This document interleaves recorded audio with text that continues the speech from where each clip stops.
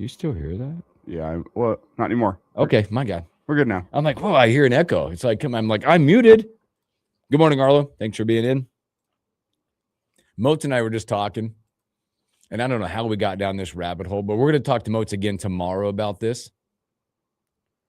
Pershing Auditorium conversation came up between the two of us. Moats always comes in the morning. We always exchange pleasantries and talk through whatever is going on and, catch up. And if you're listening out there, you might have been around, and you might remember this. I doubt that you ever went to a game there. But there used to be an indoor football team that played at Pershing. The Lincoln Lightning / Lincoln Capitals. Mm-hmm. We just had one of the most amazing conversations talking about that. I went to a few of those games down at Pershing. That was a cool, intimate environment. Moats saw in 1998 wrestling. Ric Flair was in Lincoln. He just showed me pictures, by the way, also of like in the 70s. He's got pictures in the 70s of state basketball. It looked really cool. I asked him, I said, man, I would assume in the 70s. I mean, I was born in the late 70s, but I was assuming in the 70s, packed house. He's like 7,000. I'm like, I assume that you just had to walk down and go out in the concourse and light up a cigarette. He's like, yeah, you could smoke in the concourse, just not inside the arena. Yeah, that's 70s for you. And cans of beer. I don't know. It's crazy. So just an interesting conversation we just had because I remember the Lincoln Capitals, Lincoln Lightning. I think I went to I couldn't find any roster. I've been looking up the rosters. Ryan 840 says he was a Lightning season ticket holder. Damon Benning, league MVP. I think I saw one or two Lightning games. Did you? I think way back in the day. Yeah, it was like I think I found only thing I could find on them was there's a Wikipedia page, and they were 98 to 2006. That's what they were. That was their run. But I couldn't find anything else, like old rosters. You can find, by the way, if you ever wanted to go live it and you went to games, YouTube has full games on there. I looked it up. That's the best I could get was to YouTube to see games. It would have been Lincoln Capitals, the era whenever I went. Yeah, because they were the Lightning from 99 to 2001, and then the Capitals from 02 to 06. Wasn't there one more Lincoln indoor team a little later on, too? Wasn't it up in Omaha, though, the Beef? Was it Beef? I think they're still in existence, right? There was also the Lincoln Haymakers. Okay. Lincoln Haymakers played one season in Lincoln, 2014. Gotta go. Their head coach, don't know. Are there any players of note on their roster? Don't know. I don't even know. Like I was so hard. I can't find. Yeah. If anybody has any way to get that, I want to know. Because that league had some dudes in it.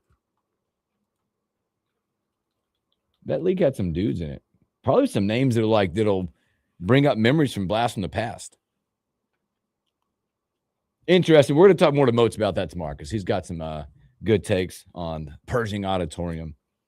It always intrigues me by those type of venues. They're very intimate venues.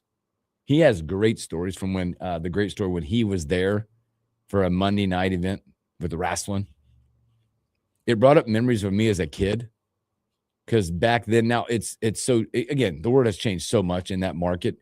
I remember the days, like we just talked about, of getting in line to buy tickets to things or having to get on the phone and call. Like back in the day, Ticketmaster, whenever it was first introduced Ticketmaster, you called Ticketmaster. Oh, yeah. You called Ticketmaster. Or you went to the window.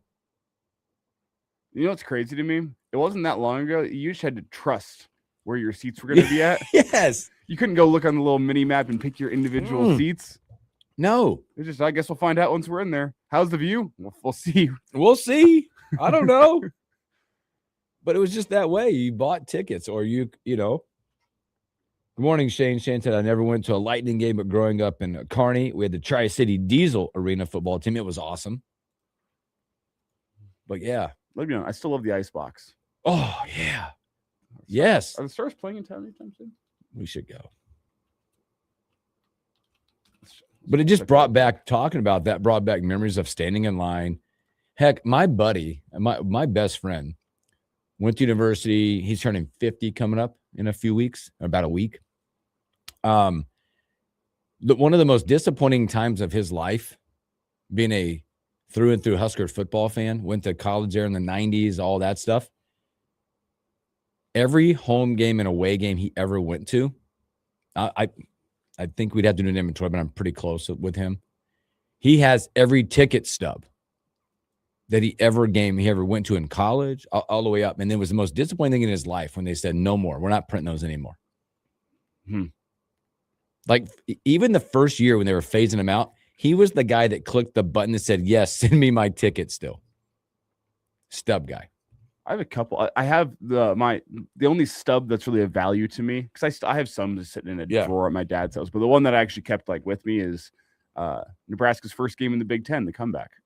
Ooh, against Ohio State. Still got it, because it was like it was a wider ticket that day. It was like they made it special. They put the big logo on it, big red and the Big Ten or whatever it said on there. That was a cool one. Yeah, I was never a ticket guy, but I do have a few still left. Like when I took my kid when we went to the 2017 Final Four National Championship. Carolina won it that year. We got the pass, the ticket and all that. It's good stuff. I do miss the days when they'd send the whole ticket book and you got to like be excited opening up the ticket book. Wonder what the ticket designs are. Yeah, man, you separate them out. You look. Those are the So what? You get to look at every single ticket and think about all the potential experiences that this one little piece of paper can get you.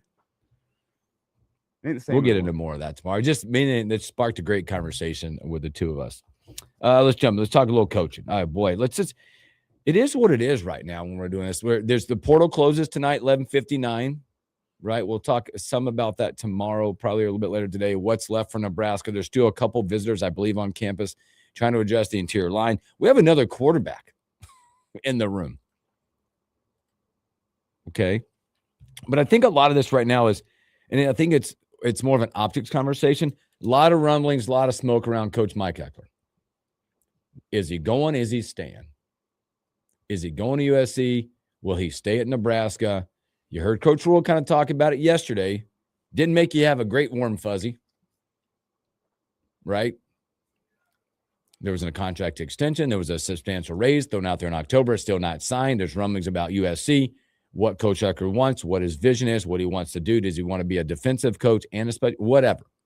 Both these jobs right now don't have openings on the defensive side of the ball, if I'm correct in reading what I'm reading. Yeah. Now, this is a tough look for Coach Rule in Nebraska if this becomes reality, that Coach Eckler walks out that door to go west. It's a tough look. Mm-hmm. Your hands down, your best assistant coach last year, right? There's no debating this. A guy that you've had history with before left, came back home, came here to be a part of something, came back to Nebraska, family, all that. To me, optically, I think as a fan and as looking at this, it's a tough look. The fact that how can you not keep your best assistant at home? What does that tell you? What does it make you feel? To me, it makes me feel like, hey, does Coach Eckler know something that we don't know? Yeah. Is he jumping off a sinking ship? Mm-hmm. Or is it tough to work for your head ball coach?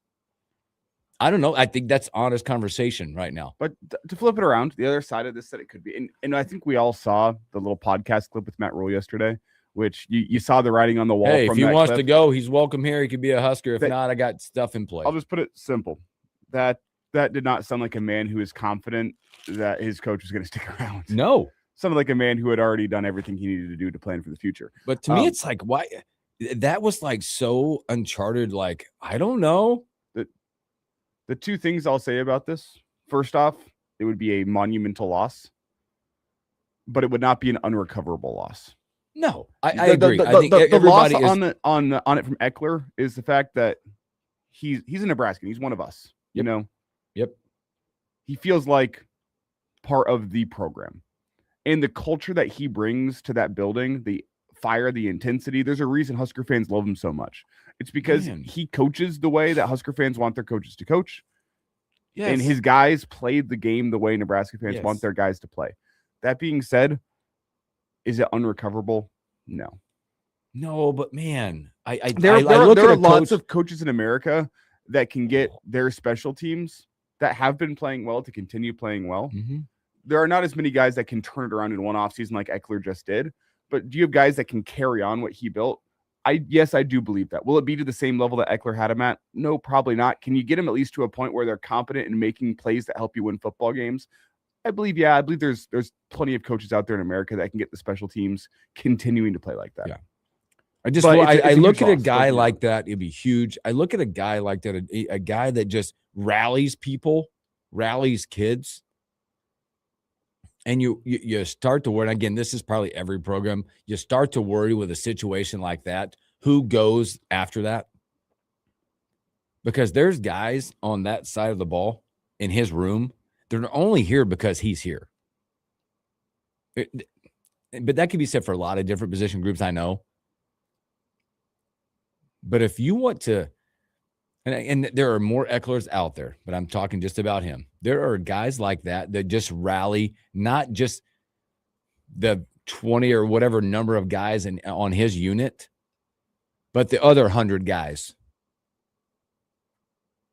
I bet you most of that roster can go, man, that dude. I mean, you've heard defensive guys talk about Coach Eck just being different. I think it's just a tough look for Nebraska and Coach Rule. But I agree with you. Everybody in this world, in this life, is replaceable with someone, something, or something else. They are. Optically, I think it's just a tough look, man. Because I think you start drawing conclusions. And for me, listening to Coach Rule talk, and this real honest talk, I wasn't totally inspired and totally bought in. Because if I'm that guy, I don't know. I think maybe we're putting Eck on this like Mount Rushmore pedestal or whatever we're doing. I'm probably trying whatever I need to do to keep that guy happy, to keep him here.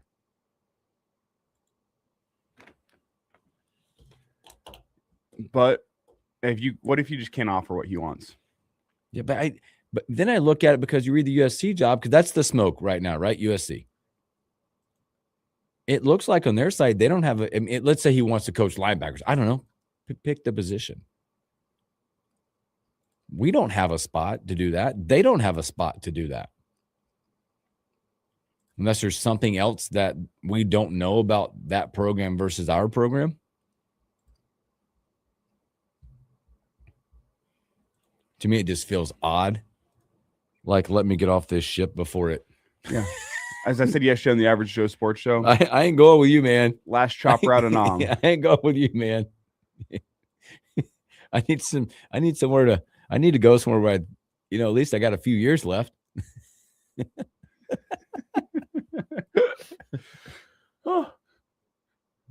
Maybe he just loves rebuilding from the ground up. Maybe he's like, this Nebraska special teams, they're fine now. They don't need me. You know who needs me? USC. I guess. Just an interesting spot. So what more to come? I would throw it out there that this has got to come to some conclusion by the end of the week. It won't sit there forever. We'll have something. You'd hope. The portal closes tonight, right? The portal closes. Is it 11:59, right? 11:59. Portal closes. Is that tonight? We don't even know. Whenever they tell me the portal closes, the portal closed.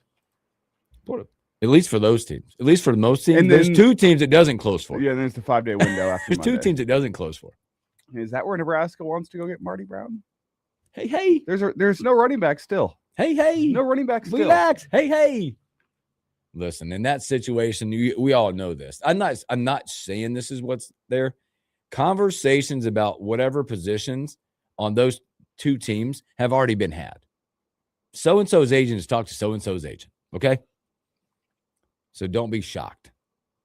Nothing shocks me anymore. You can say that again. Nothing. Welcome to the modern world of college football. Nothing. Nothing shocks me. Nothing. Nothing. But I will shout out the Ty Simpson stuff. Congratulations to that young man. That is a tough saying no to. Mm-hmm. Right? Being pulled back for $5 to $6.5 million, saying, man, whatever I've done in Alabama, that's where I want my legacy to be. You don't hear the word legacy anymore with kids wanting to build something and be a part. Like, look, when I leave Alabama, that's who I want to be remembered as an Alabama kid. Tough get. Be hard for you and I to say that. Don't ask me that question. I'd like to think. Also, I mean, the case of in all the portals, more Oregon going back.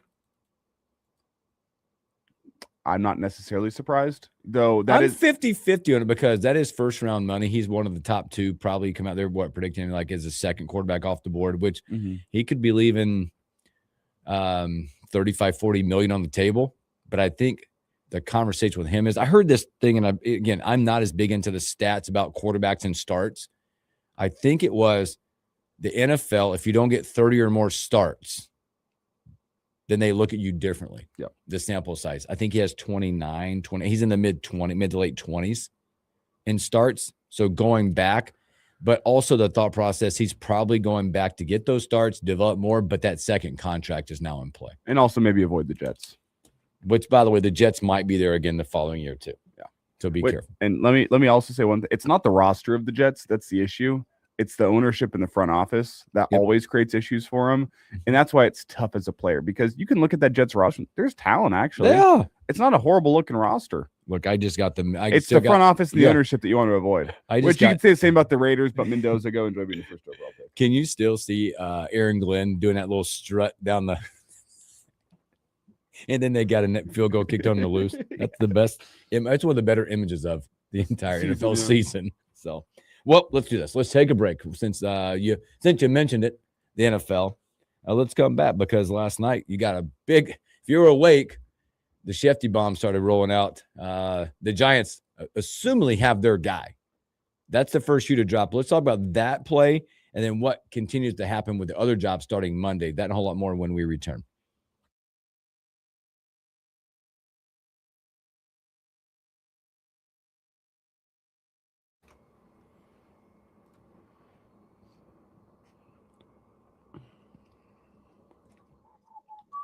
Boy.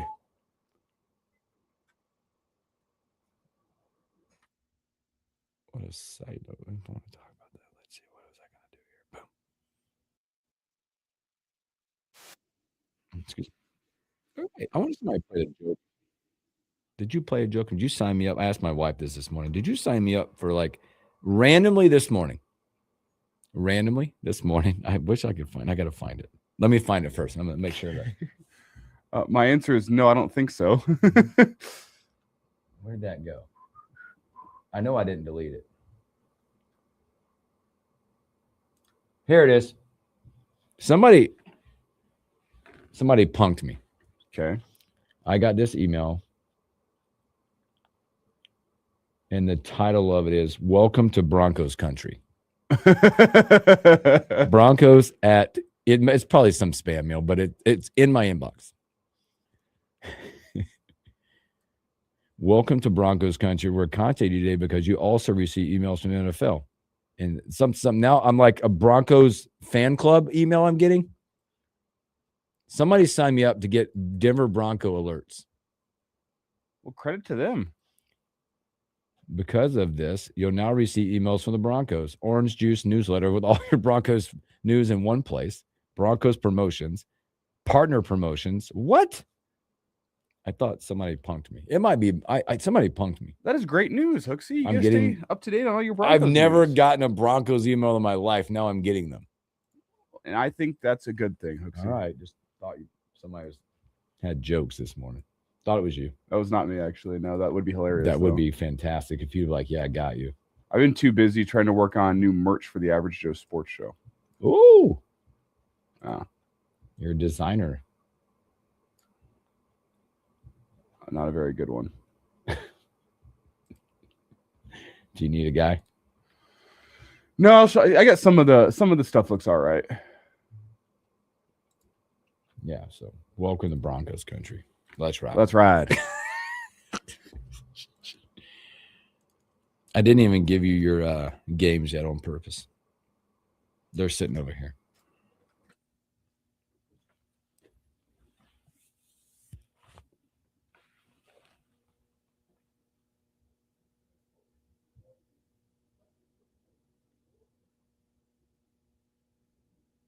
Yeah, I agree, Arlo. Elijah seems a little sketch in his responses. That's a great prank, but it was not me. Said, happy to have you on board the Broncos country, Hooksy. Flood X10, 9840. All right, we're coming back here. Right.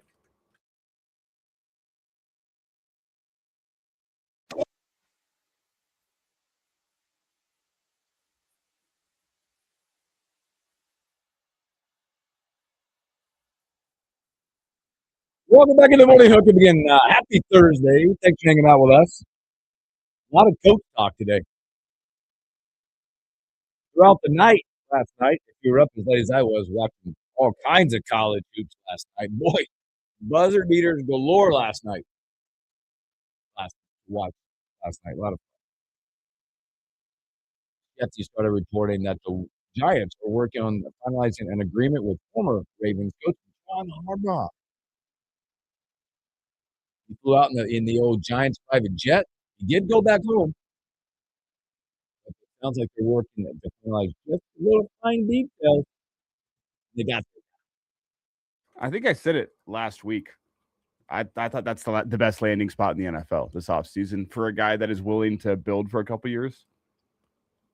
I agree. Like I was thinking about this last night about this type of hire, and I think there's so many different layers of hires for the Giants who have been. And I spent some time with Washit yesterday. We were talking about the Giants because you know him. He's like locked in Giants fan, like you are with the Broncos, and he made a great point. And I heard guys talk about this morning too. The Giants now have an adult in the room. He said this will be the first adult since Tom Coughlin at the Giants. Somebody that will command the attention, command the respect, who can bring dudes with him, a successful staff, because now they're talking about reports out there that Todd Monken is headed that way with him. This will also be a landing spot now when you're looking at it from a free agent, from a player. You might start going, all right, I'll entertain this now with a Harbaugh, with the success that he's had. But there's an adult in the room. Fantastic hire. Somebody that can help mold Jackson Dart, Cam Scatterby. And I think that the Jackson Dart persona will fit along with Harbaugh pretty well. Mm-hmm. I think that's a good pairing.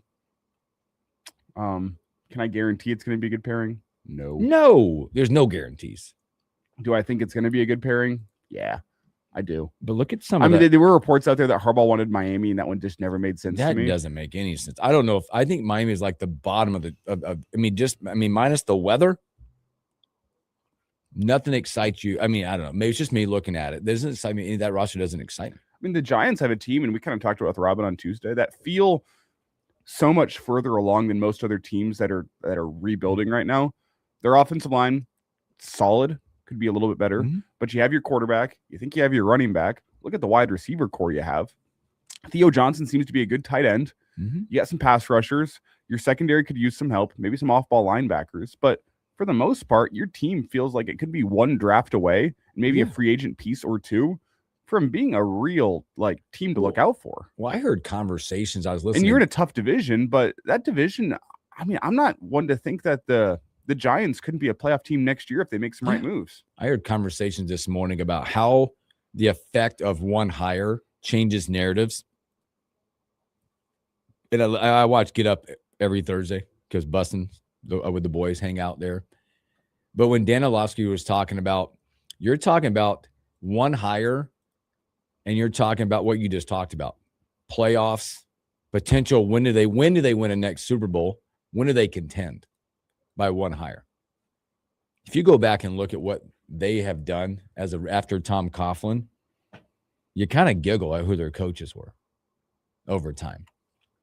Ben McAdoo, Spagnuolo, who was decent. He's a decent coordinator. He might get another shot. Pat Shurmur. I think he's got his back to Spags. I think he's got his lane as a D coordinator. But I mean, his was very short, by the way. Just I'm throwing out the names. Joe Judge, Pat Shurmur, Dayball, as we know, most recent. He was the most successful, by the way. Dable was, yeah. If you look, well, I got Ben McAdoo, 13 and 15. Yeah, didn't spend much time there. Wasn't he Canadian? Yeah. Shurmur went 9 and 23. Judge 10 and 23. Dayball 20 and 40. I mean, surprised they gave him that many games, honestly. They looked slightly more confident with him at the helm, but he just, I don't know. I think that, so everybody, again, we all know this, that this was the one shoe that needed to drop to get this thing started. Where was Harbaugh going to go? Monday now opens up a ton of doors because Monday now is face-to-face time. Right now, currently, there's not been face-to-face stuff with the employed individuals. Now they can go on Monday, doors open. Because now also you're looking at Tomlin, from what you're hearing and reading, is telling people and teams that are calling, he doesn't plan on coaching next year. Or is that I don't plan on coaching next year unless you give me a lot of money. Well, here's the thing, though, because he is still employed and under contract with the Steelers. You're talking about compensation, possibly. You're talking about a second-round pick they got to give up probably to get a guy like that. There's other stuff behind this that he might not, and maybe just, maybe the TV market is where he's going.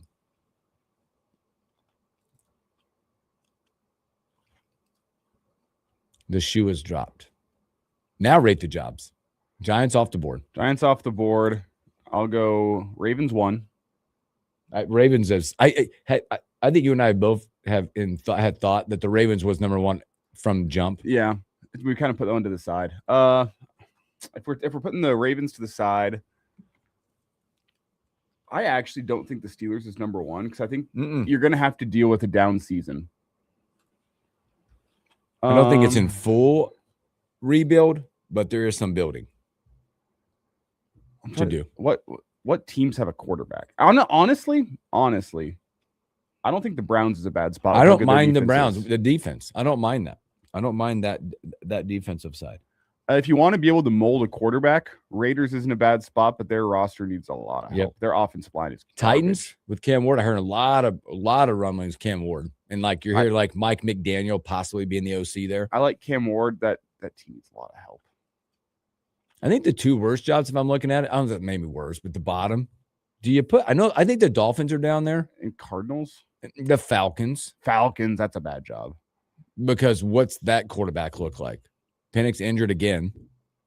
Hasn't been fantastic. You still got, his Cousins still got money coming. That's rough. You got the best, you maybe had the best player in the backfield in the NFL. But maybe you look at the Falcons as a little bit better because that South is not great. The Panthers seem to be next up. I'd avoid because I'd avoid the Cardinals and the Falcons like the plague. The landing spots I don't love that I think you could make the most of, probably the Raiders. Because they got the pick. Dolphins. Maybe. Dolphins have some talent, and you get to live in Miami, which is nice. But they need some work. Then probably Titans. The jobs I'd be seeking out would probably be, obviously the Ravens, but that's kind of a different situation. Browns is not bad. You just have to live in Cleveland. And the Steelers are on that line between avoid and go and get the job. I think the question this cycle is who gets Clint Kubiak?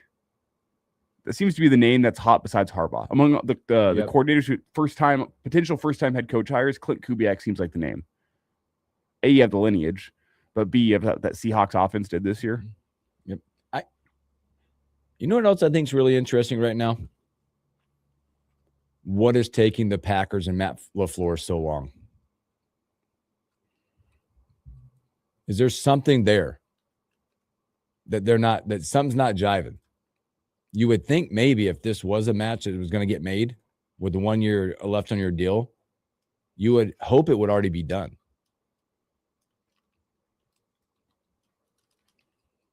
What if that domino falls and it's not matched and LaFleur's open?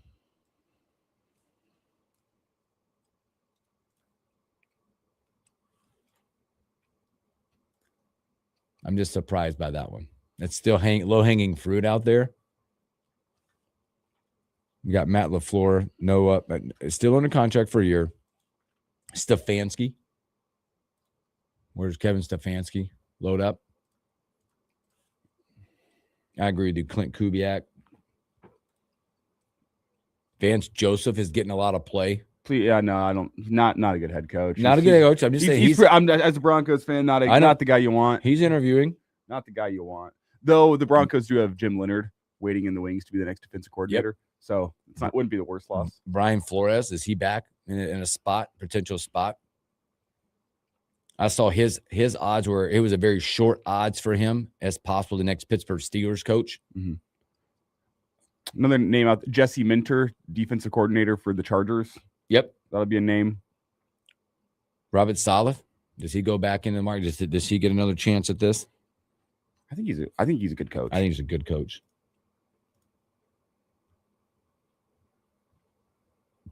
There's a lot more to go into this still.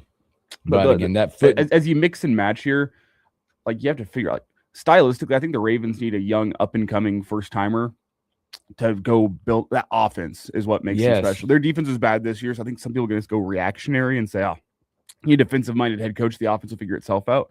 I think you build that offense into a juggernaut with a young offensive-minded head coach like a Clint Kubiak. Mm-hmm. I think Kubiak to the Ravens could be about a perfect fit. We'll see. But is that it's so interesting.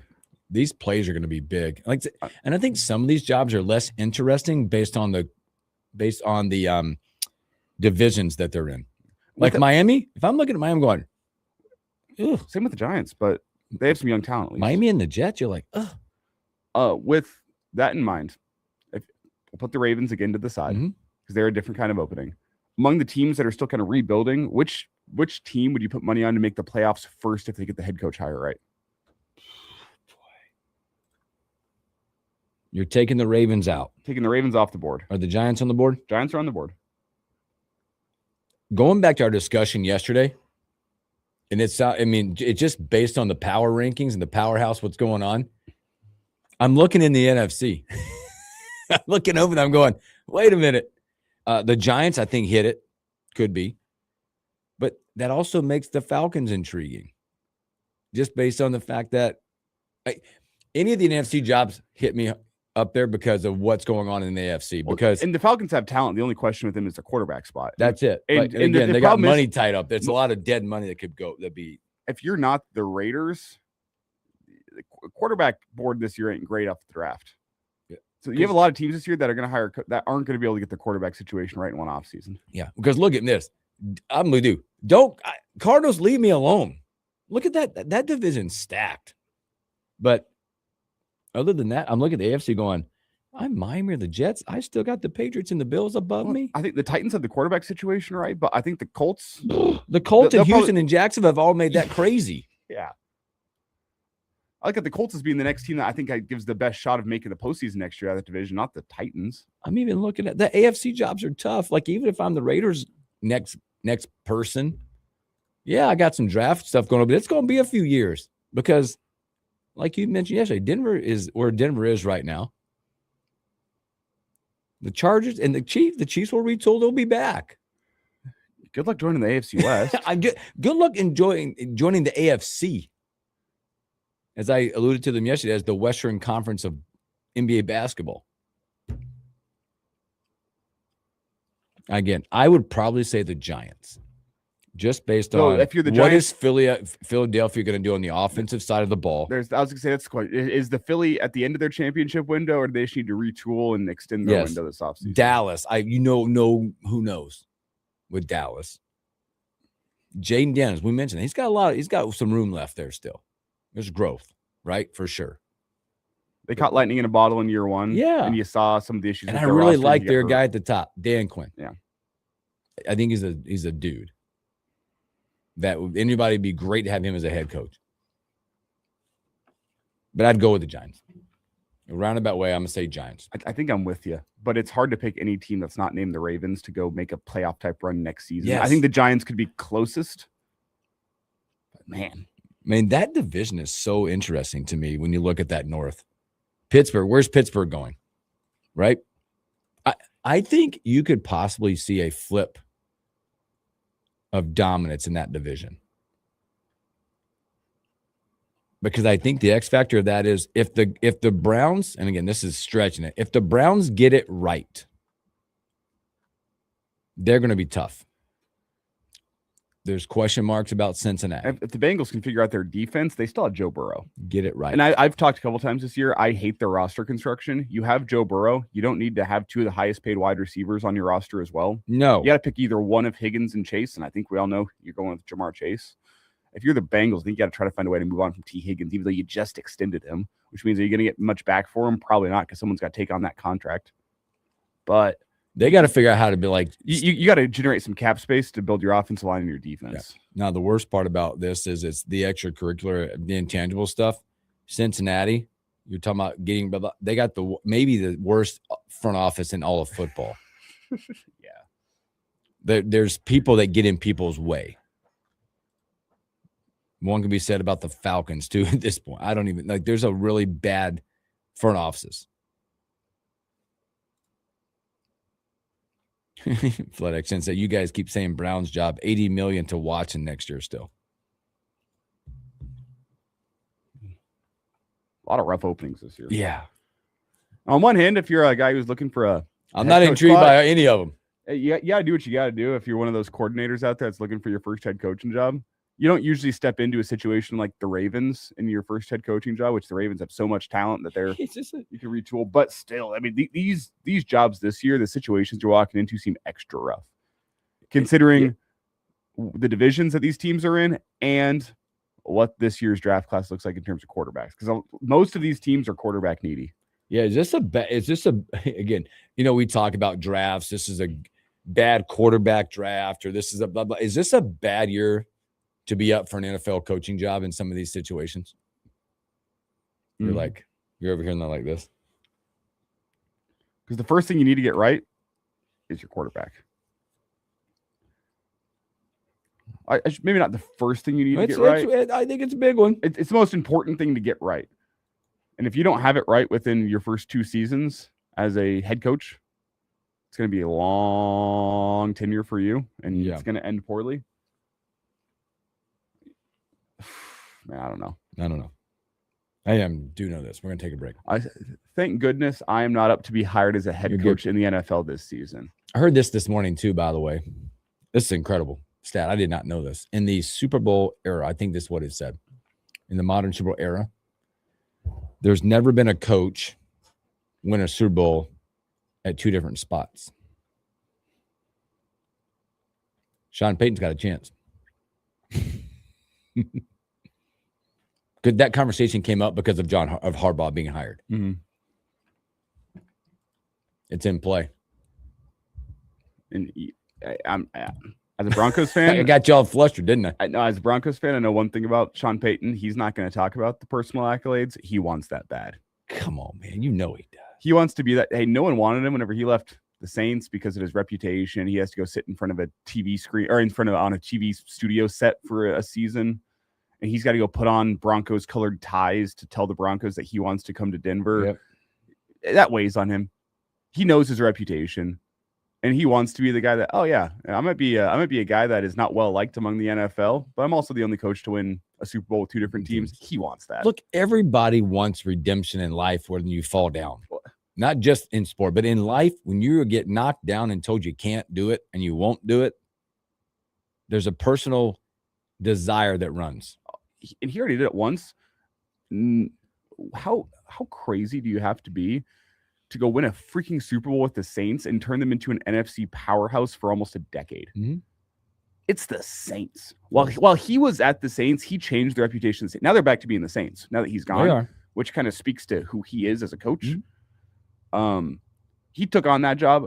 Just going and winning a Super Bowl with the Saints should be like first ballot Hall of Fame stuff because of how terrible that franchise was, and I'd say is, aside from his years there. To go and win a Super Bowl with a second team, right? You're putting yourself up there in terms of all-time head coaches. Mm-hmm. But he could do it. He is set possibly to do that. So, and that's what makes it tough to walk into the AFC West, as we kind of laid out. You probably have 2, if not 3, Hall of Famers coaching in that division. Harbaugh, because of combination of coaching plus what he did as a quarterback, and then Andy Reid and Sean Payton. Mm-hmm. Good luck walking into that division if you want to be the next Raiders head coach. Speaking of dominant, how about we talk about this man when we return? College Football Hall of Famer Ndamukong Suh. The College Football Hall of Fame want to talk about that. It's so intriguing to me on how long it takes. Let's talk about Suh when we return.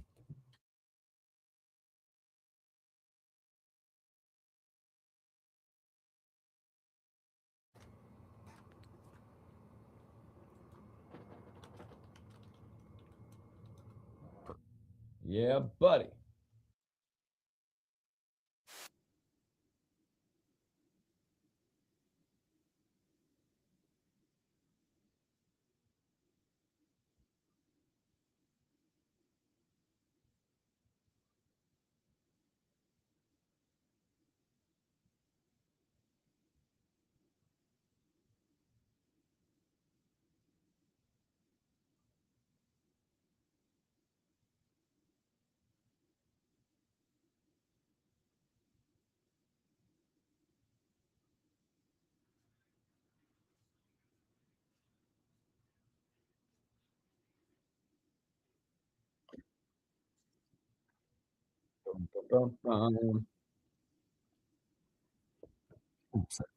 Let's see.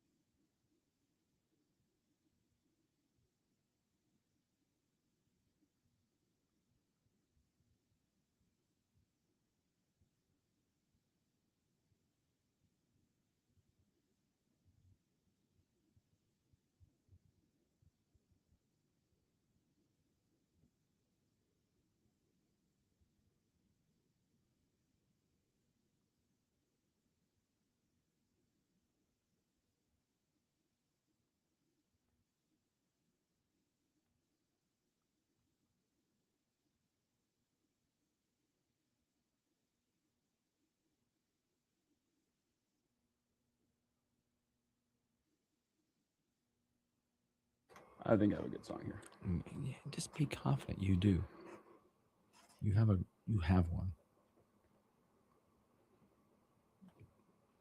You have a new inquiry. Yeah, I chuckled about that email I got this morning. Like, oh God, somebody's punking me. I wish I was funny enough to do that. My wife laughed at it too. She's got a good kick. And said the same thing you did. I wish I'd have thought about that.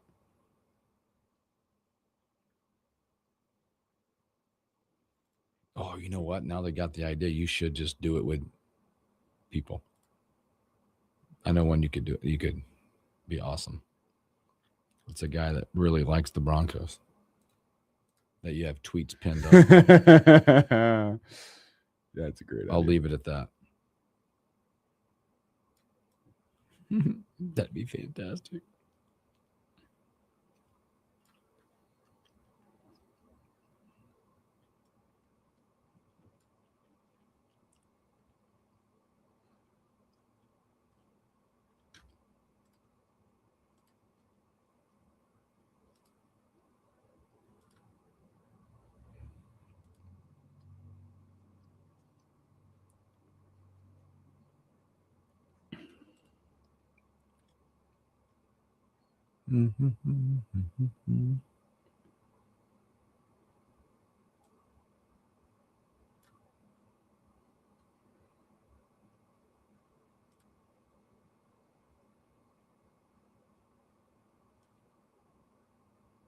Coming back.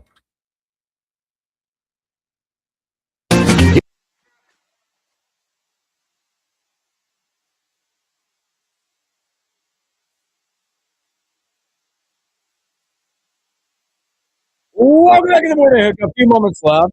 You nailed it. One of our own, Ndamukong Suh, voted into the College Football Hall of Fame 17 years after he played. How does that relate to Huskers that are in there? Johnny Rogers, 28 years, was your 23. Oh,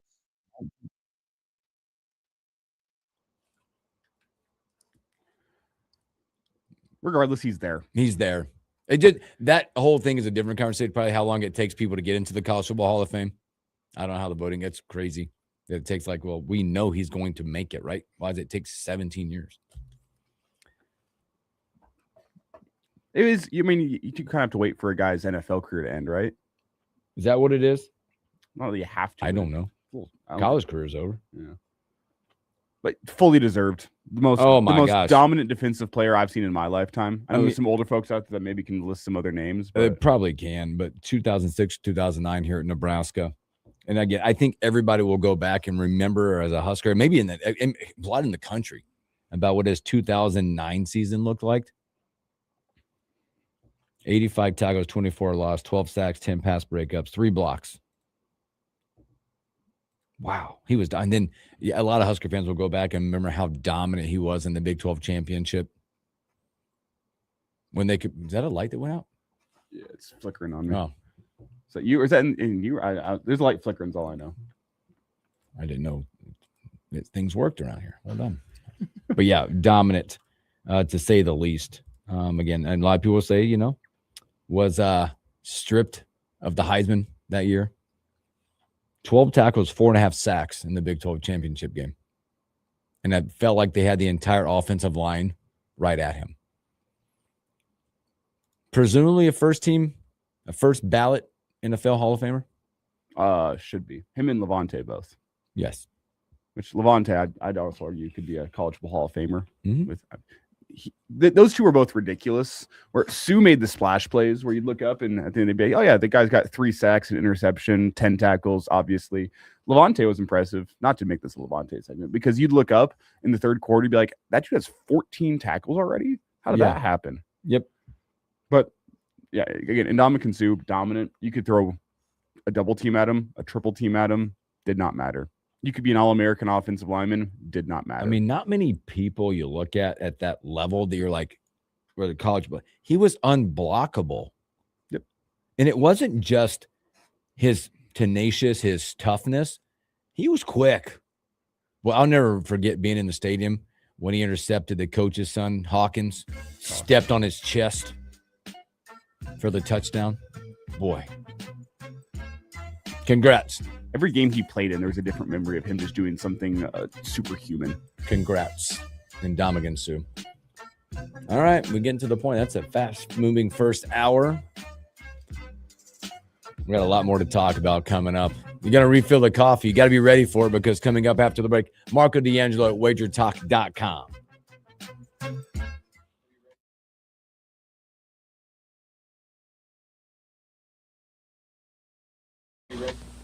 Live, local, in our community. The KFOR Sportscasters Club has long been a supporter of young athletes and academics in Lincoln and Lancaster County. Follow your favorite team on air and online at KFORnow.com. Powered by Lincoln Electric System and Forsyth Insurance. Stay connected to Lincoln and Lancaster County High School athletics on FM 101.5, 1240 AM KFOR.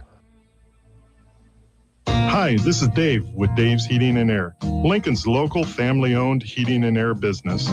Dave's Heating and Air is Lincoln's professionals you can trust. Whether you need service, repairs, or a new system, Dave's is here for you. Dave's wants your home to feel comfortable and cozy. Get the peace of mind guarantee and call Dave's for your HVAC needs. Call me today at 402-480-3004 and talk with a professional. Dave's Heating and Air, doing whatever it takes.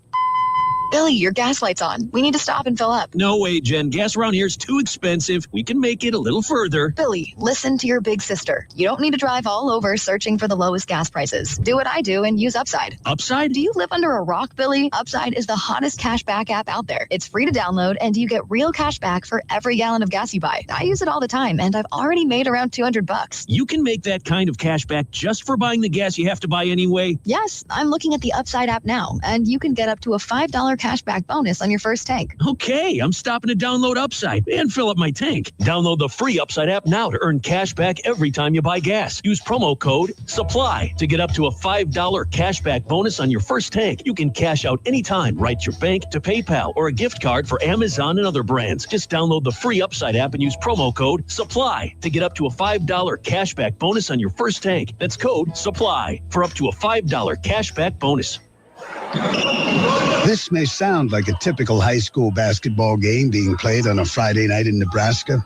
In fact, it's a crash course in cooperation and teamwork. It's a test of dedication, determination, and drive. It's character development in action.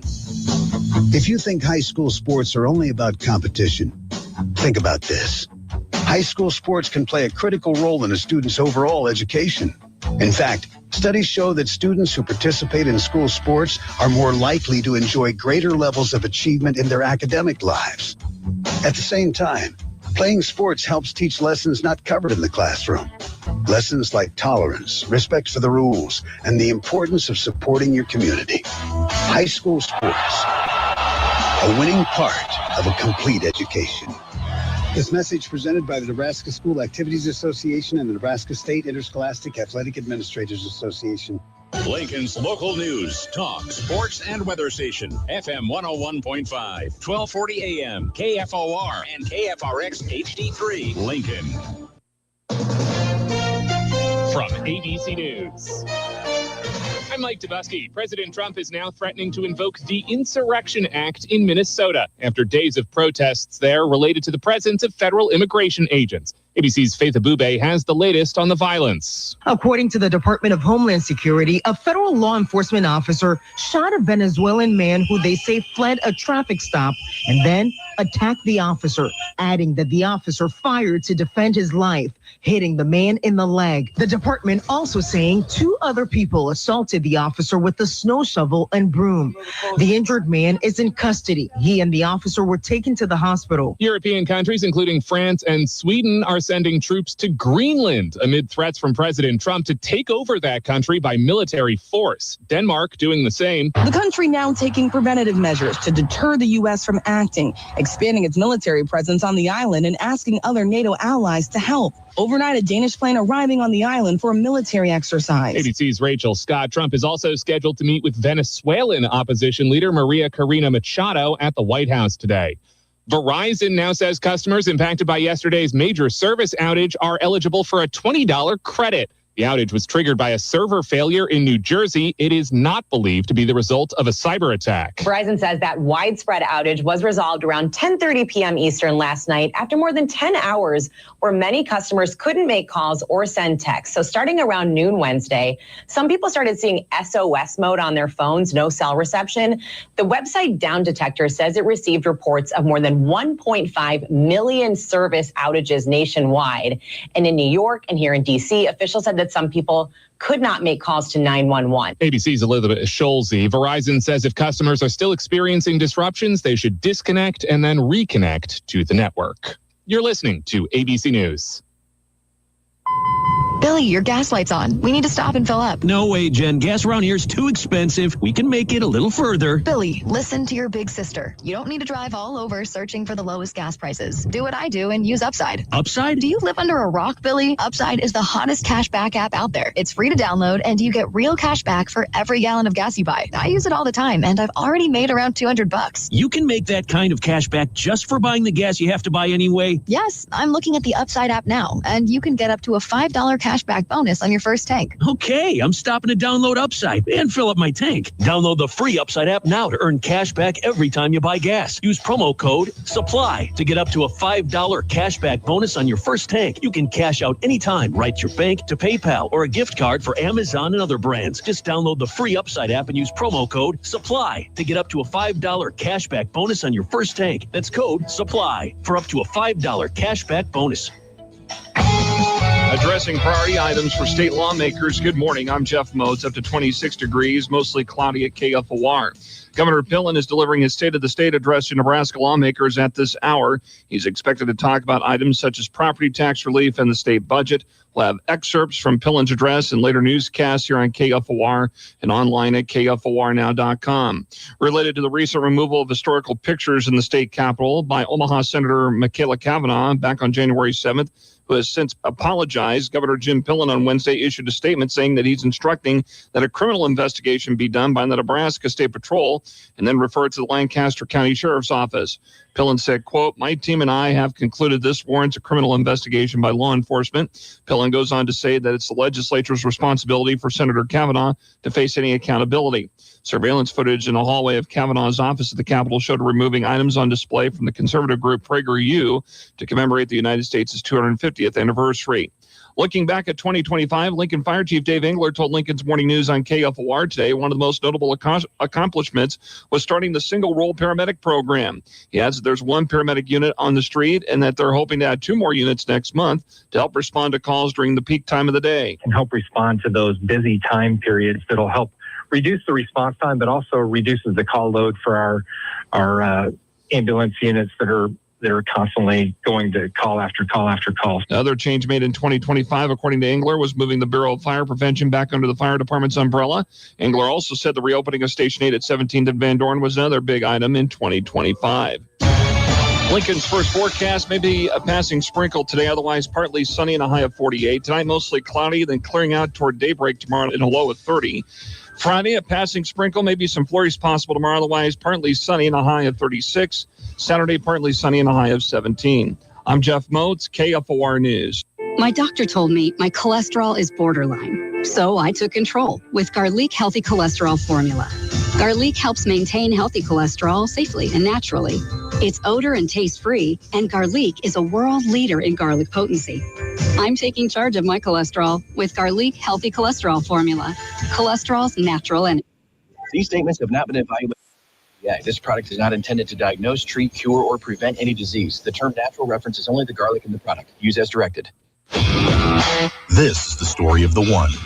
As the purchasing manager at a manufacturing plant, she knows the only thing more important than having the right safety gear is having it there when you need it. That's why she partners with Grainger for auto reordering, so her team members can count on her to have cut-resistant gloves on hand, and each shift can run safely and efficiently. Call 1-800-GRAINGER. Click Grainger. This is the Morning Hookup on KFOR.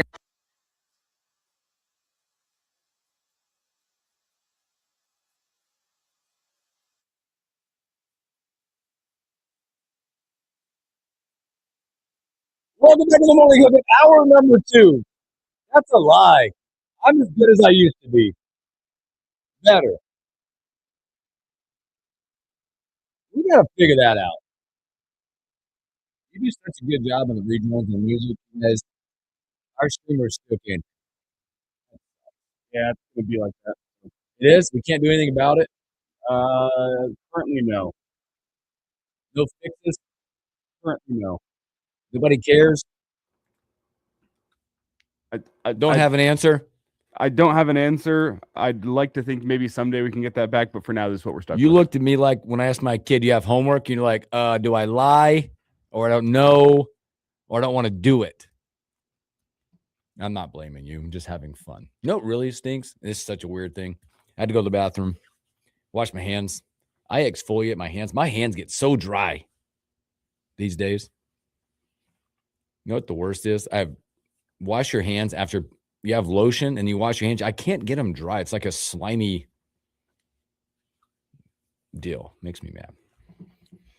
I guess I'll put more lotion on later. Coming up, Marco D'Angelo, wagertalk.com for 4 plays. coming up with that. We'll have stories that we missed. We'll have a whole lot more coming up. Portal. I'll get Marco on the line. line. Let's get him. I'll get him online here. Let's get him. No, you're good. You brought us in. You did right. And then I had to answer questions about people here in the rejoin zone. Did you answer them? You're for the people. The answer is sorry. Nothing we can do for now. I'm sorry, guys. I wonder how we can do that. If I can give me the song and then I'll put it on my phone. I don't know. But they don't stream. They just on the radio. Let's play it through my phone speaker. Or you can sing. Maybe you can sing it from now on. I just realized I think I'm going to have to sing. Oh, Marco. No. I was just going to guarantee Marco we wouldn't have to sing today. Yeah, that one's on me. I'm going to find. I got to help you out. I've been working on merch. Let me help you out. Well, it's just. Well, I'm just going to find the Viva Las Vegas. Unless you're up to singing. We can do both. I'll ask Marco what he wants. Marco, you want to be sang to again? Oh, I'd have to go to a different studio to get that whole thing ready to go. I could do that. What, your voice? I'll see what I can do. All right. We got Marco D'Angelo, WageTalk.com coming up. We're gonna preview the Natty and 3 of the 4 NFL games this weekend. He's shying away. He's scared of the Bears fans. I wish we could bring that up for him. He's scared. We're going to bring him on. Let's go. Marco D'Angelo. Marco D'Angelo, WageTalk.com. Marco, what's up? Hey, guys. How's it going? I just have a couple of questions. I want to know how you're doing. And I know we're going to preview 4 games. And why you so, what's the word? Cautious with the Bears fans all of a sudden. I mean, we got video. We could play it, but I won't do that to you. It's one thing. You only get run over by a car backing up over top of you so many times before you move aside. I still got tread marks on me last week's game with Green Bay, 21-6, second half. Yeah, it's been the same story all year. It's like watching Groundhog Day on endless loop with the way Chicago finds ways to beat me. But I haven't officially made a play on that game yet. I do have sides in the other 3 games, but I'm going to proceed with caution on the Bears-Rams game this week. Okay. Sometimes you just know, like in our ages, we get to know it's okay to put the shovel down at times. Don't quit stepping into it. I get it. Also, how you doing, Pittsburgh Steelers fan? Mike Tomlin making that decision, or maybe it was a mutual, however it does, but he's stepping down after 19, let's call them successful years. Obviously, 7 straight playoff losses doesn't help your case, but thoughts as that and what that looks like going forward for the Steelers, in your opinion? Well, it's going to be interesting to see what direction they go. We know that, when they make a head coaching hire, it's for the long term. We've seen, I've said it numerous times on the show. I'm 64 years old and I've only seen, 3 Pittsburgh Steelers head coaches during my span. So we'll go from there. Does it surprise me? I said it back on the show they did at Wager Talk December 5th. I called it that the end of the season, he would step down. The Steelers would not fire him, but he would resign. That's just the way Pittsburgh does it. They, too much respect for him. They wouldn't fire him, but I think it's a mutual parting of the ways, and I still think we will see him surface somewhere else. I think he has something to prove. I know he'll be a good fit in the booth. That'll probably be the first thing we see of him, but don't be surprised if he's not hired for one of these umpteen coaching opens that we have right now in the NFL. It just feels like that guy's too good of a head coach to continue sitting out. Like, he's funny and he's got the personality. You see it in the press conferences. Maybe he'd be great on a TV set. Man, it just feels like the game deserves to have him on a sideline somewhere because of all he does is win. All he does is lead his team to the postseason. The problem is that, he's like the modern day Marty Schottenheimer.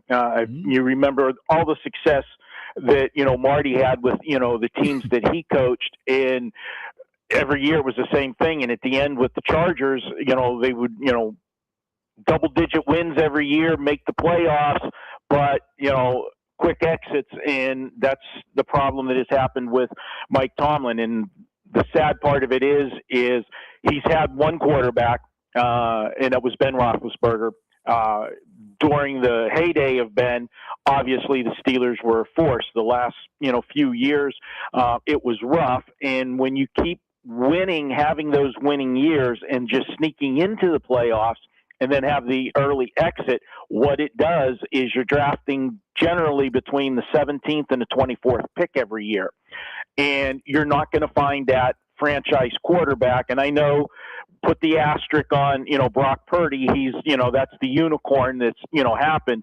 That doesn't normally happen. You've got to be in, one of those top couple picks to find your franchise quarterback. And the Steelers have not been able to do that. And we got to see moving forward. But, for him, a couple interesting job openings are out there. I mean, obviously right now the Steelers become one of the most, coveted positions for, a coach to land. We see that Harbaugh, is going to, looks like going to the Giants, but I think the Atlanta situation, they are not far away at all. Miami's got a lot of problems, but I think, Miami would be the second one that I would look at if I was a head coach, the closest way to go. And if you want to totally start a rebuild, then, come to Las Vegas and go with the Raiders. But, man, that would really irk me to have Tomlin 2.0 be out here. Oh, boy. Well, Marco, let's jump into it. The national title game in college football is upon us. Two teams, nothing left to prove. Getting there is proof enough. Miami, a top 10 preseason, they're there. They're in it. Big on both sides of the football. They'll be at home. I don't know if you really call a Miami game at Hard Rock a home game at all, by the way. Maybe they're showing up now. Maybe Michael Irvin brings a couple of belts with him to this matchup. But then you got Indiana. What can be said about Cignetti, that crew, what they've done, dynamic on both sides of the football. And again, like they just keep saying, just keep Googling me and you'll find out who we are and what we are. What do you got? Miami, Indiana, national championship. Well, guys, we've seen a line move in this game. They opened the game up at 7.5, and most of the books right now are sitting at 8.5, and it'll probably push its way to 9. And the reason for that, we've talked about it in the NFL. They do this a lot. Teasers. The books are trying to protect themselves from teasers. You're getting, when you move it to 8.5 and 9, it forces you to use a 7-point teaser to get the teaser where you want to get this down to under the field goal. Right now at 8.5, you can still use a 6-point teaser and get it to 2.5 and get under the field goal, because there's going to be a lot of players that will be betting the NFL games on Sunday in teasers and tying it to Indiana on Monday night. So the books are trying to limit their exposure on this one. But now for the actual handicap of the game, it's hard to step in front of Indiana with what they have done. Their teams are prepared. Curt Cignetti, kudos to what he's done. He's won, like you said, everywhere that he's been. But what impresses me is you always have a game plan. Okay, every coach has a game plan, but the players don't always execute it to perfection. You look at this Indiana team, and they're like a finely oiled machine. And even when they are blowing teams out, you look at Coach Cignetti on the sidelines, and he's still got that death stare. I just can't step in front of him. Miami, what they did in the first two games, it was simple. They relied on their defense, and they had Carson Beck as just the game manager. In the Mississippi game, they had to ask Carson Beck in the second half to open up the offense, because the defense, because it was wearing down, Mississippi was going at a quicker pace. Some injuries occurred during the course of the game. They weren't able to shut down the Mississippi offense, so they had to answer scores. And for the first time in the playoffs, they let Carson Beck, open up the offense, and he responded. The difference is he responded against an Ole Miss defense, okay? And we never talk about the Ole Miss defense because they don't have one. It's easier to move the football against them. You can't move the football against this Indiana team. This has been a team that's been solid all year long. They hold their opponents, generally to under 20 points. I like Indiana. I'm not going to step in front of this bandwagon. Give them the extra days to prepare as well. I got to give the edge in coaching over Cristobal. With Signetti, I just think he'll be better prepared, and I think they wear down this Miami defense like Mississippi did. Go ahead and give me Indiana, and it's a big number, but we're going to go ahead and call it Indiana 34-17. Yeah. It's better. It's not what That's it was. all right. We're back. We didn't have to hear you sing. Get to hear me sing. That right? was mean. I'm That's sorry. What you meant. You meant get I'm to hear me sorry. Sing. Right? Huh? Right. Get to. Okay. You get to. We get to hear you talk now. Marco, it's good to have the sound effect back, and it's good to have you back here on a Thursday. That's your college football national championship play, but it's not just the college football playoff national championship game to discuss this weekend. What a weekend of football. The NFL divisional round is rocking and rolling. 2 games on Saturday, 2 games on Sunday, and we kick it off with a doozy, a game that the line really matters on where you're going to the book. I mean, I've seen some books have Buffalo as a 1.5 point favorite. I've seen some books with Denver as a 1.5 point favorite. Regardless, it's Denver, it's Buffalo kicking off our NFL slate on a Saturday. What do you like? Yeah, well, when you look at this one, and let's talk about that line and what we saw happen. Buffalo opened up the 1.5 point favorite, and that is simply because public perception, the books felt that the public wants to take Josh Allen. And let's be honest, coming in, the narrative, I said it last week, and I'm going to backpedal on what I said, is I felt the winner of the Buffalo-Jacksonville game would end up being the AFC representative in the Super Bowl. I really felt that was the key game, and Buffalo got it done, and they rode Josh Allen. He had a tremendous game, 28 of 35 passing for 273. He ran the football 11 times in that game, key first down plays that he converted, and 2 touchdowns. He did it all. But here's the problem, and the narrative that the people out there in the sports world, talking heads, myself included, point out that this might just be Josh Allen's year because he doesn't have to deal with Patrick Mahomes or Lamar Jackson, which has been the stumbling blocks for him, preventing him to get to the Super Bowl. So that's why Vegas opened it up, Buffalo 1.5. They anticipated the public's going to be on Buffalo. The Sharps said, no, you got the wrong team favorite. They jumped in right away and bet Denver as an underdog and crossed this line over. And I can tell you guys that the public doesn't bet on Tuesday and Wednesday during the week, okay? They're betting on game day. And this was total sharp money, and I agree with it 100%. Here's why. You look at the situation where Denver is the rested team, okay? The number 1 seed, they get the bye. Buffalo is coming off a physical game with Jacksonville. Now they've got to play for the 2nd week in a row on the road. That's always tough. Now make that after the physical game on the road, put it in Denver in the altitude, okay? You got to worry about the fatigue factor later in the game. Compounding that situation with the fatigue factor is, and I don't understand why the NFL does this, why you have somebody that played on Sunday the week before, play on Saturday to the rested teams. That's a huge disadvantage, and that's going to play in again with the altitude. Sean Payton won't make the mistake that Jacksonville did last week. You can run the football against this Buffalo team. And they ran the football well last week, Jacksonville. They had 154 yards on the ground on just 23 carries. Why did you abandon the run? Okay? That's how you wear down Buffalo. And it accomplishes 2 things. When you run the football, you wear them down in the second half. And 2, you're keeping the biggest weapon Buffalo has sitting on the sidelines in Josh Allen. Sean Payton won't do that. I look for a lower scoring game in this one. I'm taking Denver 23-17.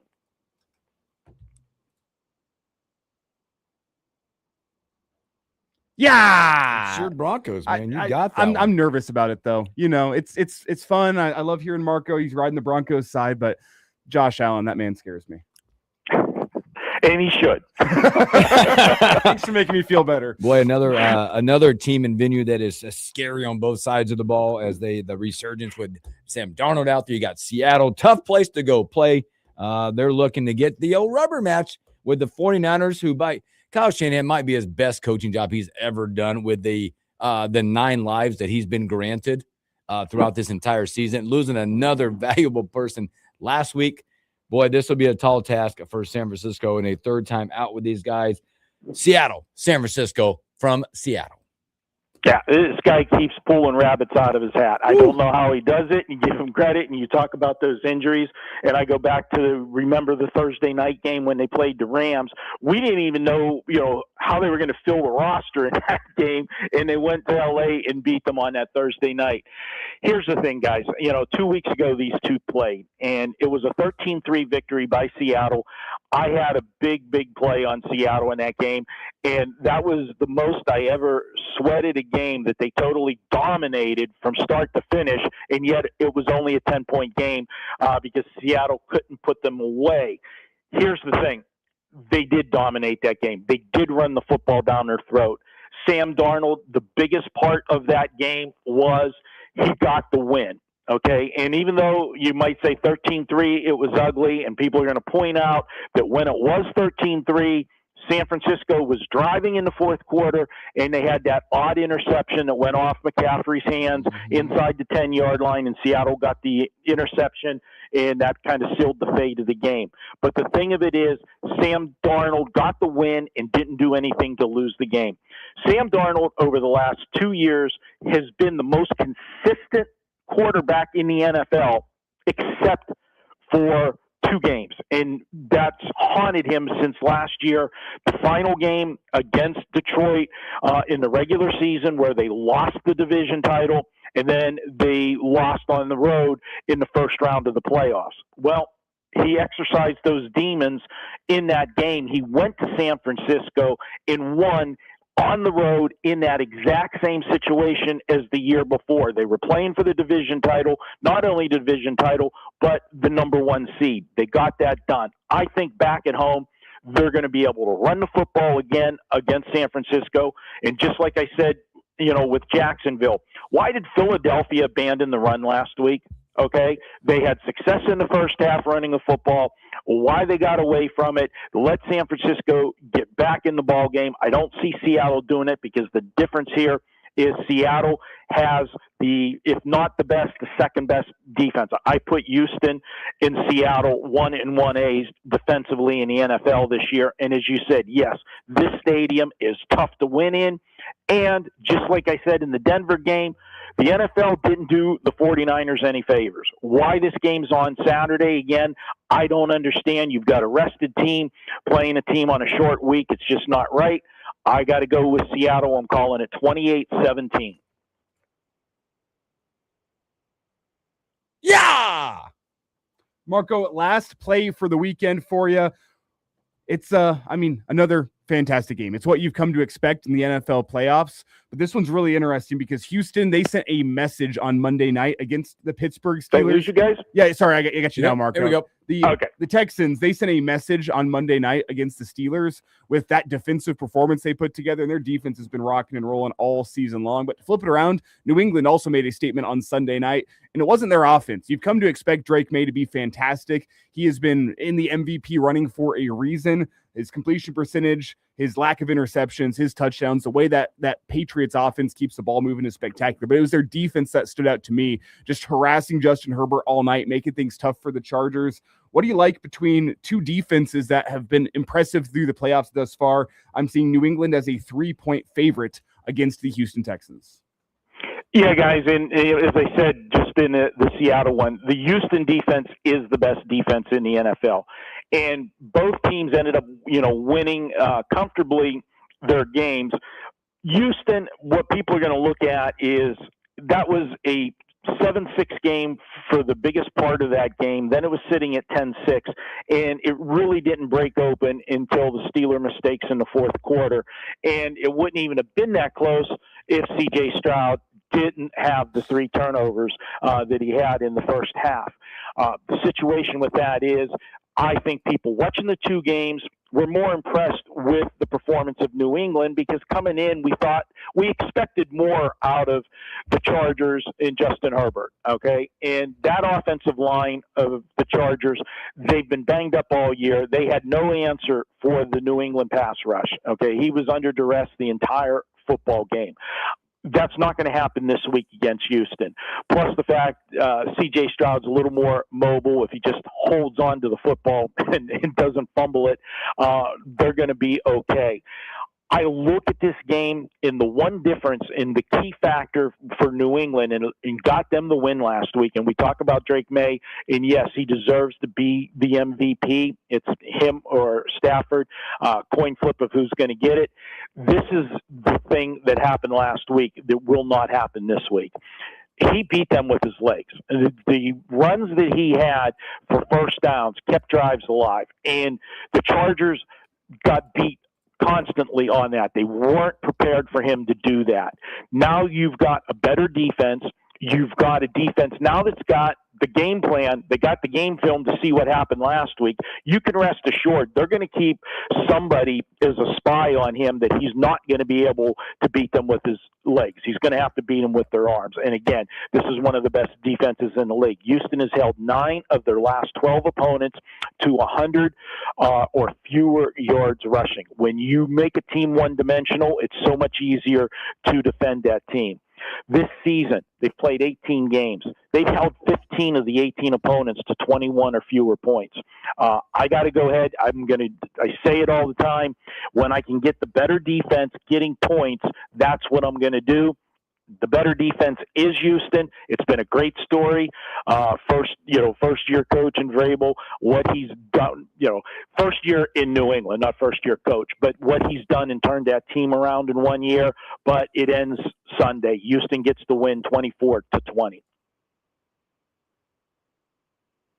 Yeah, boy, great stuff again, Marco. Get us back on track this week. If I'd have known, if I was the Swami, and I'm sure you guys at Wager Talk are tracking all this. The hottest ticket out there right now is Nebraska basketball at 17-0.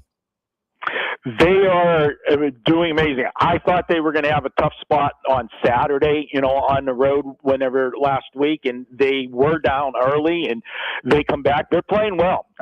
Give them, credit. We saw flashes of this, last year at different times, but this year, start to finish, they've been one of the best teams in the country. It's going to be interesting when they match up against, in the Big Ten, whenever they face Michigan, even though Michigan did have a loss last week, and Purdue.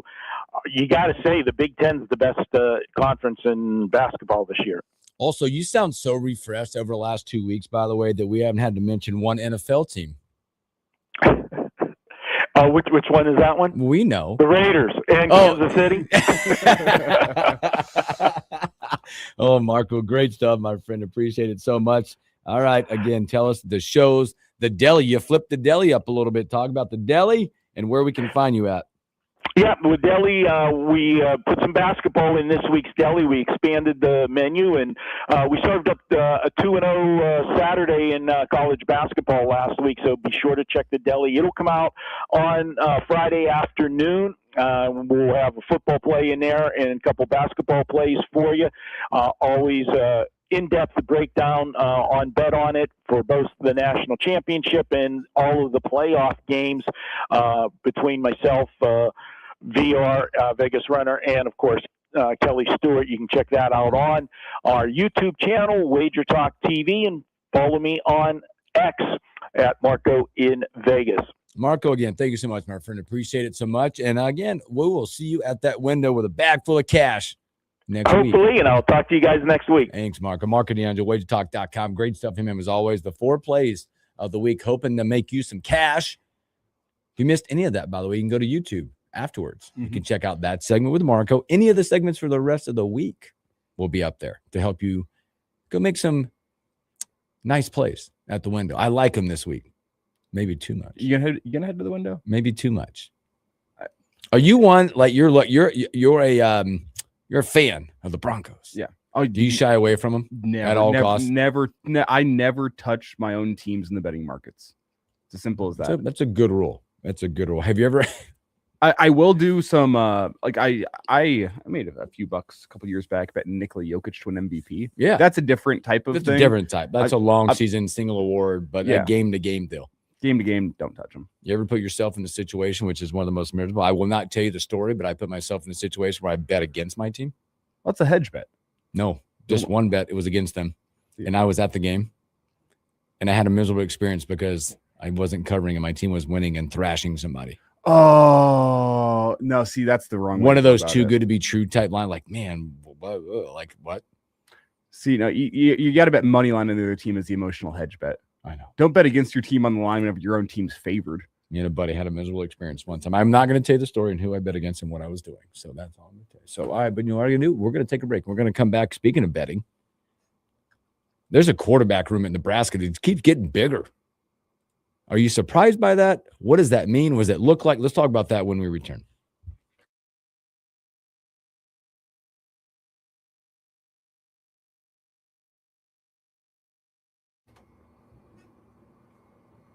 Yeah.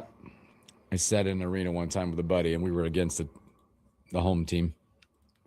That's a mistake. Well, it was one of those runs where it's like, man, there's no way that team can beat that team. Mentalities. Should have money lined it, but like, and at that point I was betting against a coach. Oh, I think I know what you're talking about. Yep.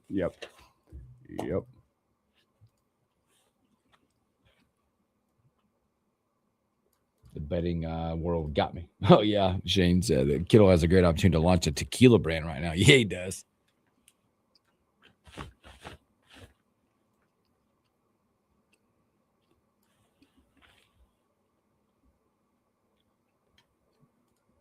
Good plays. I'm kind of excited about these games.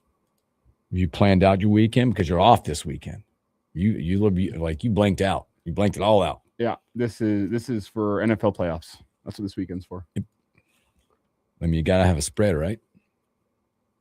What do you mean? Like food? Are you going? Are you doing? Like if you're like me, knowing that what Saturday is, like Sunday might be your real viewing day, but like I would be a nervous wreck watching my team play, unable to eat, unable to I do anything. Yeah, and I want to watch it by myself. I've said it. If the Broncos make the Super Bowl, lock me in a dark room and no other stimuli aside from the TV. Lock my phone away. No, I can't do any social interactions. None of that.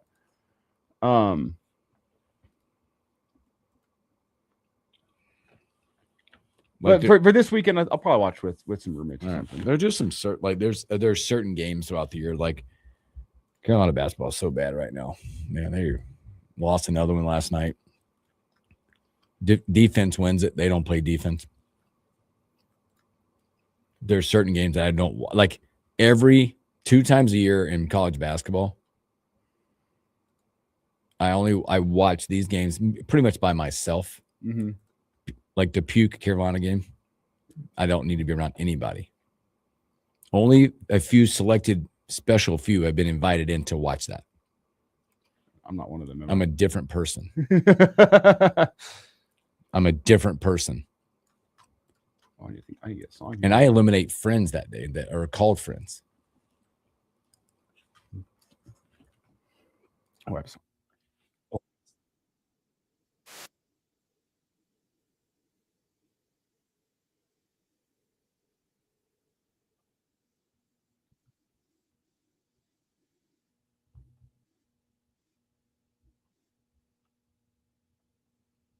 I think I got a song. I think.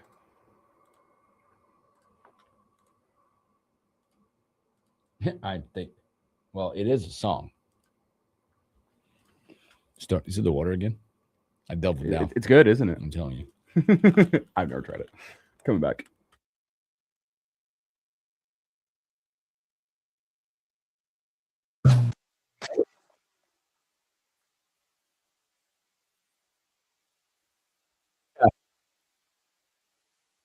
Welcome back in the morning hookup. Special thanks here to Marco D'Angelo, Where'sTheTalk.com. We're adding speed. We're adding mobility. We've done a 180 in the quarterback room. We've gone from standing still statue to dudes that like to get outside the pocket and run. And we got a lot of them now. And Danny Keeler. And Danny Keeler. No, You don't think he was local? Yeah. You know? Yeah. Sneaky. You're not Josh Allen. No, nobody. You add Tanner, is it Viable? Out of Las Vegas. Viable.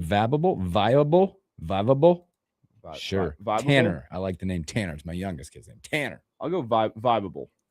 How about a 4.40 out of this young man out of Las Vegas? He'll be they were missing a 26 quarterback, young kid in the class.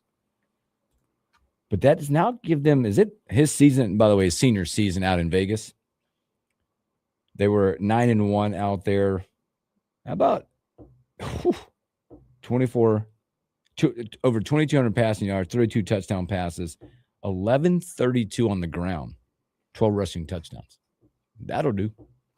Thoughts? Did I give him 5 in the room now? 4. 4 scholarships, 5 total quarterbacks. 5 total quarterbacks. Because they get back one of the walk-ons. Yes. Which one is it? Good question. Don't know. I wish I would have known it, but I thought I saw it's 5. I know there's 4 on Scully. You get 4. The competition becomes real.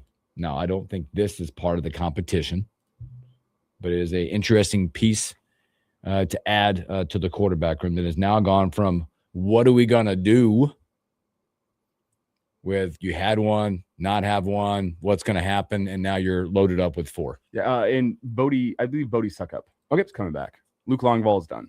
I know that. But Bodie Suckup, I believe, comes back for another year. You'll have Latif Calandria, Kalen, and now add Tanner into the room with your walk-on young man in there as well. Definitely a depth piece. Ooh, that was good. Definitely a depth piece. Now, I am not a quarterback whisperer by any means, but you watch the film, he's got a ways to go in terms of throwing the football around the yard. But as an athlete, he looks to be pretty special. Now, I also is this a guy long-term is going to be a quarterback? Do you bring him in as an athlete? You start him at quarterback and see what you do with him. I don't know. We'll see. But he's got good mobility. And again, yeah, a depth piece that you can bring in, have working behind the scenes. Clearly, they love the athleticism. Mm-hmm. He's also got some arm strength to him, but the athleticism is what stands out first and foremost. I think you're starting to see a defined room that you would believe that jives with your OC. Maybe what they're trying to do from the play calling situation, open those things up. But you're seeing some of that athleticism type, mobile, not run first guys, but the ones that have the ability to get outside and do some damage with legs. It's a room that I didn't anticipate maybe of being that bolstered, because looking forward, and Brian Munson mentioned this the other day, is like you're going to have this room this year, whatever that competition turns out to be. And then, again, not looking too far ahead, we got 4 now. What's the redshirt situation? Whatever that is, looks like. Then you got Trey Taylor coming in 27. It's a room that you can see some future to. Mm-hmm. There seems to be a plan for what they want to have. You don't have a whole bunch of different types of quarterbacks. No. It feels that there's just a plan in place for the type of quarterback they want to have, and it makes things a lot easier for you as a team whenever your quarterbacks can do similar things. Really, that goes for any position. You know, also from the planning side, what it does, because just the landscape of college football, college athletics, you probably need 4 because maybe the retention rate is 50% after this year, right? Who's gonna emerge as the leader? Who's going to emerge as that next guy? Who's going to be post out of here afterwards? Mm-hmm. You have to build these position groups for churn and turn. Because really, the standard is for most of your skill positions, you got 2 years. Yep. For some of your lines of scrimmage, it's like 3, assuming there's a red shirt in there, which the red shirt rules are seemingly going to change and be probably closer to a 5 for 5. But that's how it feels. Is you have 2 years on campus tops to show the coaching staff and to prove, hey, you deserve a spot on the field, or it's a spot in the 2 deep at least. And if you're not in that 2 deep within 2 years on campus as a skill position guy, 3 years as a lineman, typically those guys are hitting the road, finding somewhere else that fits their level a little bit better, or at least finds a scheme, a system that fits them a little bit better. So yeah, as you talk about, you have to prepare for that turnover, prepare for the fact that there's going to be guys on your roster that after 2 years realize this isn't the spot for me, I'm moving on. And you got to prepare for that eventuality, because that's the reality of college football right now. It's not 4 and 5 year guys anymore. It's really 2 and 3 years that you have with a guy. And if they prove themselves, hey, maybe they can be at your spot for 4 or 5 seasons before you would hope heading off to the NFL. But it's 2 years. 2 years. So planning for that process as you go. Real quick, take a break. Also, did you see there's been a lot of talk about the football calendar, how it needs to change with the portal and all of that. Basketball might have gotten it right yesterday. Changing their window. They changing their window, and it seems appropriate. Not only did they change it, they shortened it. If you look at it from 24, the portal was open for 45 days. The process began the day after Selection Sunday. Like, teams picked, boom, portal open, you got 45 days. Pretty dramatic switch, as now what this is going to look like from that is it will not open until the day after the national championship. That's a novel idea. Let everybody play their natty, get through the entire process, and it's only open for 15 days. They moved it, took 30 days off of it, go. I like that. I like that it's after the day. It's all said and done. It's all wrapped. It's not during the tourney. It's not anything well, weird. Theirs was the day after Selection Sunday. Yeah. And for like a guy like Fred Hoiberg, makes it slightly tougher that the timing works out better, but slightly tougher that you only have 2 weeks to make your evaluations and bring guys in. Yep. Because I feel like Fred's been he's done well with the late acquisitions, that kind of diamond in the rough types where he sees how they're going to fit into the system.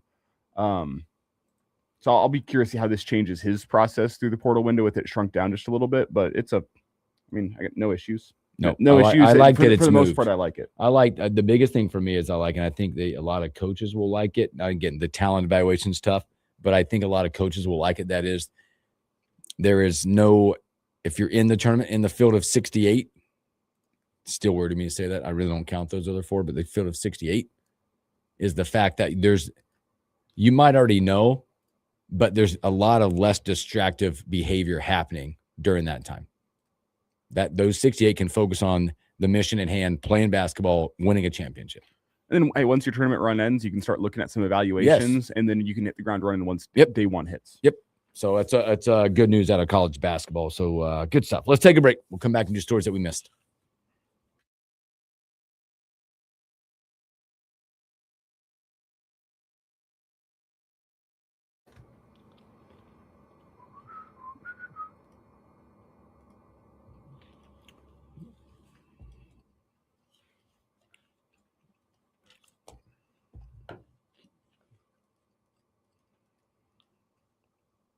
Let me text this, set it up.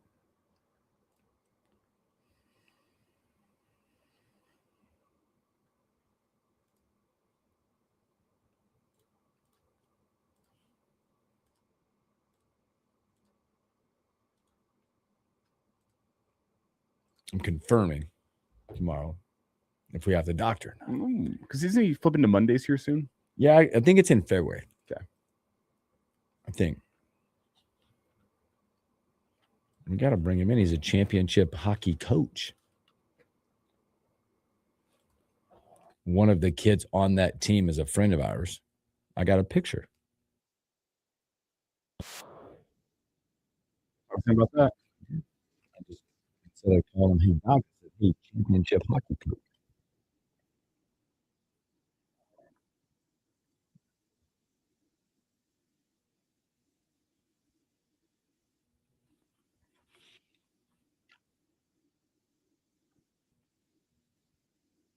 This is an incredible story.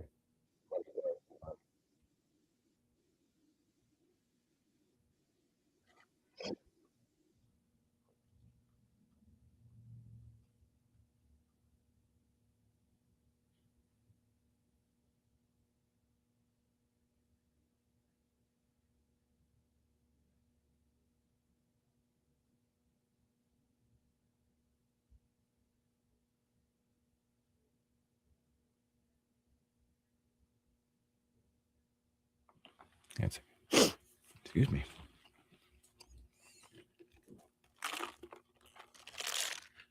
That was loud. Sorry.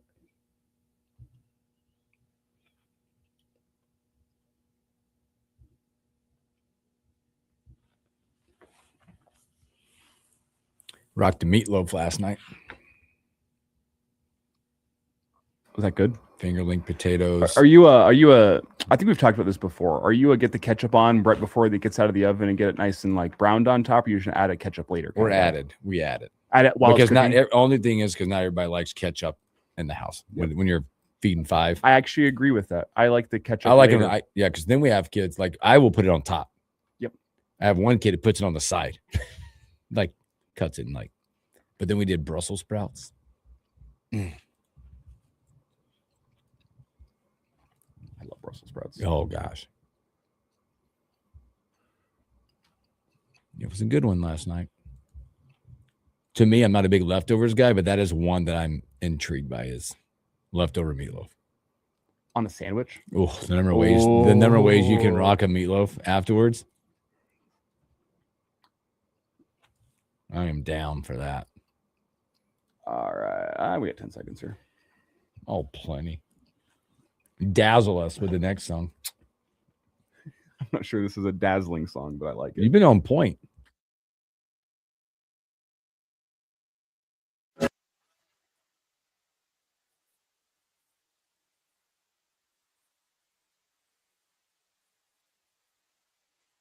Welcome back in the morning, Hookup. Well,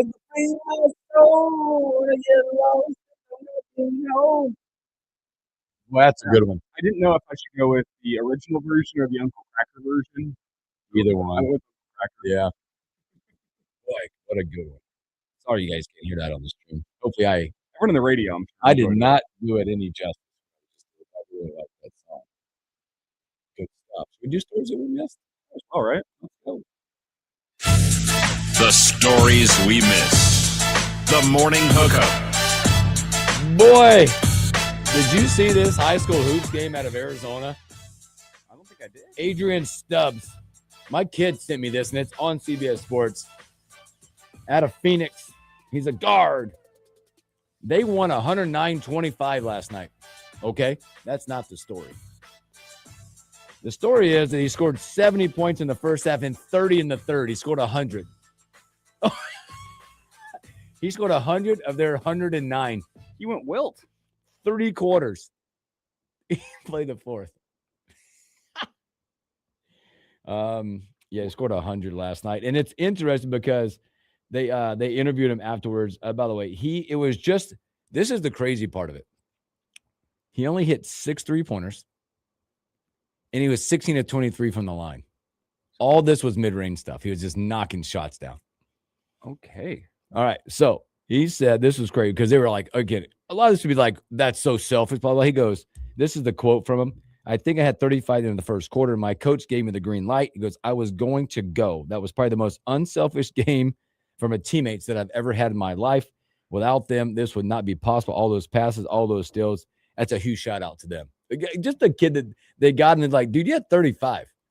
You get to shoot now. At what point? And we're just going to give you the ball and just shoot it. Yeah. At what point as a teammate does it go from, man, I hope I get some points too, to, nah, just keep on feeding him? Where's the defining line where you go from like, hi, let's spread the ball around a little bit to, I don't care about my own stats anymore. Let's get this dude 100. Is it 30, 35, 40? Is it at 40 points where you go, all right, you know what? We don't need to spread the rock anymore. Man, you got yours. All right, but you keep getting it. Yeah. Because there comes a point where like, all right, you got enough points. Like, hey, we're kind of beating down this team. Like, I'd like to get 20 points as well. There's got to be a point where you go, maybe just getting this guy 100 should be all we're looking for. He shattered the 6A record, which was 57 points, and beat the state record of 75. He now incredible. The state record was 75 at a high school basketball game. It was a state record. He surpassed the state record of 75, which stood since the 65-66 season. Early in the third quarter. He's early in the third quarter. Sorry, I saw that. I'm like, that's phenomenal. Also, how do you have to feel as the opposing team? I mean, you got somebody stop him. Like, is he scoring over triple teams? I don't know. Or is that the other team being like, hey, we like this dude. Maybe we should let him get a record too. Isn't that awesome? That's crazy. Speaking of basketball here, did you see the game winner for SMU last night? Woo! Boopy Miller. Boopy can play. Yeah. Boopy is that SMU's a tough out. And that was a heave from half court for the win. And then what I loved, one of my favorite parts was whoever was running the pyrotechnics for that game. As soon as that shot goes in, he's sending flames up from behind the basket. Yes, he nailed that. There was another buzzer beater last night. Did you see Kentucky's? I did not. It made me want to. Oh no, I did. It made me want to throw up because it reminded me. It was a Leitner play. It may remind me of another play. That outstretched shot. Oh my gosh, college basketball is not disappointed the last few nights. I think we briefly hit that. Vandy falls last night. They fall. There's 3 left. I wrote it down. I forgot to talk about it, but there's 3 undefeated left. Vandy, and that was an impressive performance from Texas. Arizona was in a dogfight last night against Arizona State. I think that'd be a 6 or an 8 point win. Even though Nebraska's staying undefeated, no matter who you play at this point in the season, that's an accomplishment. Because Vandy, that wasn't a great Texas squad this year. They have back-to-back now ranked wins, which is great for Texas. But Texas kind of took it to Vandy last night. Yep. That Vandy did not look like the undefeated team in that matchup. Boy, Big Ten, by the way, I'm just telling you, I watched games last night, and I enjoyed them. Northwestern battled Illinois last night on the road. Going on the road is not easy. Anywhere, any conference. Going on the road in the Big Ten, I mean, last night it was only – they ended up winning by 9 or 11, but it was not that – that score is not indicative of how that game went. No. In that one. That was a good game. How about Iowa gave Purdue a heck of a fight. That was down late, too, and Purdue ends up making – a little bit more plays at the end of that game to really make that one out there. But they hit their free Washington only lost by 10 to Michigan. So those are good hoops. But now, 3 undefeated teams remain in college basketball. Nebraska's one of them. Not to look too far, because we'll get into this tomorrow. How do you feel about Northwestern after what they did last night? It's going to be a tough one. It just is. I don't like to say nice things about people that went to Puke, but Chris Collins can flat out coach. It's a unique arena. Yeah, Chris Collins, and then next week, I mean, everyone's talking about this game already. Nico Medved, that dude can coach. Yep. So Chris Collins doing that. It's a unique venue too. I think it's 7,000 seats, so it can get loud. They can shoot the rock. They can defend. It's any game on the road. No team can just walk in and win a game just by name. Look, man, I watched my Tar Heels play last night. I am irritated by it. The first 15 games on defense, they give up 64 a game. It's playing good defense. Mm-hmm. You know what they've done the last 3? 90 plus. That's what they're giving up. You let a freshman last night score 39 at Stanford. You lost 95. You score it. I don't care who you are in college basketball. If you scored 90 points, you should not lose. No. Defense is the one thing, constant thing, whether it be any sport, that when it travels, it rewards you. And that's what Purdue did last night. In Illinois last night, late in these games, they defended better than the other team for wins. How do we look the last 30 seconds here? The games tonight? Anything you're intrigued by? Basketball, college basketball. Are there any basketball games? There's only one big matchup, I think. Or I know Gonzaga's playing tonight, but it's not a huge matchup. There's not a huge slate. No, I guess I have to watch shows with my wife. Sorry, Stace. Hope you're not. She is listening. Sorry, I love you so much.